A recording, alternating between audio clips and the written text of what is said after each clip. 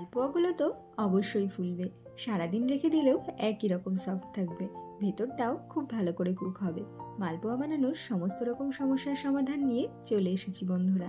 তোমাদেরকে অনেক অনেক স্বাগত জানিয়ে আজকে রেসিপি শুরু করছি। প্রথমেই আমি তোমাদের সাথে ইনগ্রেডিয়েন্টসগুলো দেখিয়ে দেব। ইনগ্রেডিয়েন্টসগুলো নেওয়ার জন্য এখানে আমি একটা কাপ ব্যবহার করছি। এই কাপে 2 কাপ নিয়ে নেব ময়দা, সেম কাপেরই 1 কাপ দিচ্ছি সুজি, আর 1 কাপ চিনি, খুব সামান্য 1 চিমটি মতো নুন ব্যবহার করব, আর 1 চামচ মৌরি। ব্যাটারটা গুলে নেওয়ার জন্য উষ্ণ গরম দুধ ব্যবহার করব। ব্যাটারটাকে তৈরি করতে আমার 2 কাপ মতো দুধ লেগেছে। দুধটা কিন্তু একবারে দিইনি, অল্প অল্প করে দিয়ে ব্যাটারটাকে তৈরি করে নিয়েছি। এখানে যে মাপে আমি ইনগ্রেডিয়েন্টসগুলো নিয়েছি তাতে করে কিন্তু 12 থেকে 15টা মালপোয়া ইজিলি হয়ে যাবে। তোমরা যদি এর থেকে বেশি পরিমাণে বানাতে চাও তাহলে ইনগ্রেডিয়েন্টসের পরিমাণটা একটু বাড়িয়ে নেবে। ব্যাটারটাকে গুলে নেওয়ার পর ব্যবহার করব 1 হাতা তাল, যেহেতু এটা তালের মালপোয়া বানাচ্ছি। তালটাকে খুব বেশি পরিমাণে ব্যবহার করা যাবে না, 1 হাতা দিলেই যথেষ্ট। এতেই কিন্তু সুন্দর একটা ফ্লেভার চলে আসবে।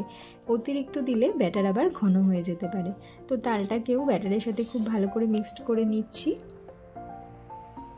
মালপোয়ার ব্যাটার তো তৈরি হয়ে গেছে, এখনই কিন্তু মালপোয়াগুলোকে বানাবো না। মিনিমাম 30 মিনিট ব্যাটারটাকে সেট হতে দেব।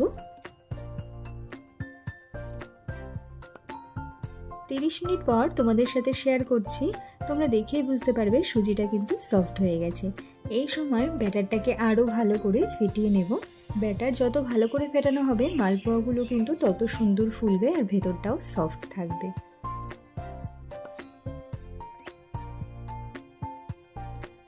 তেলটা প্রথমে খুব ভালো করে হিট করে নিয়েছি। এখন মিডিয়াম ফ্লেমে মালপোয়াগুলোকে ফ্রাই করব। একবার ভাজা হয়ে গেলে যদি মনে হয় তেলের টেম্পারেচার কমে গেছে, আবারও গ্যাসের ফ্লেম বাড়িয়ে তেলটাকে হিট করে নিয়ে মালপোয়াগুলো কিন্তু ভেজে নিতে হবে, তাহলে পারফেক্ট মালপোয়া তৈরি হবে। তো মিডিয়াম ফ্লেমে 2 পিঠ উল্টে পাল্টে খুব ভালো করে ফ্রাই করে নেব। মিডিয়াম ফ্লেমে ফ্রাই করে নিলে মালপোয়ার ভেতরটা কিন্তু খুব সুন্দরভাবে কুক হবে, কোনো রকম কাঁচা ভাব থাকবে না। আর দেখো এরকম লালচে হয়ে এসছে, দেখলে বুঝতে হবে মালপোয়াগুলো তৈরি। একইভাবে আমি বাকি মালপোয়াগুলোকেও ভেজে নেব।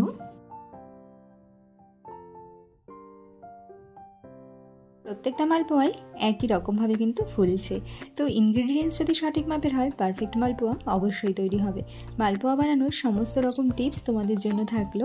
এদিকে দেখো তালের মালপোয়া আমাদের তৈরি হয়ে গেছে। তালের সিজনে অবশ্যই একবার তোমরা ট্রাই করে দেখো, আশা করি ভালো লাগবে।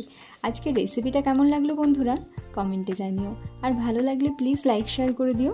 আরও নতুন নতুন রেসিপির জন্য নবমিতা কিচেন সাবস্ক্রাইব করতে ভুলে যেও না কিন্তু। আবার দেখা হবে অন্য কোনো রেসিপির সাথে।